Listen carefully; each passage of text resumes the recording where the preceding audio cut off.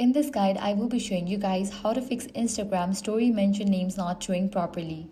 Let's get started. First thing you want to do is check for app update. Navigate to App Store or Play Store, search for the app Instagram. Once app appears, click on it. If you see the option of update, click on it and update the app to its latest version. With this, your problem might be resolved. If not, you can report a problem. For that, launch Instagram. Now navigate to your profile page. Click on three bars. Now scroll all the way down and head over to the option Help. Click on the option Report a Problem. Click on Report Problem without shaking. Click on Don't Include and Continue. Now here you will need to briefly explain about the issue that Instagram story mention names are not showing properly and you can send it.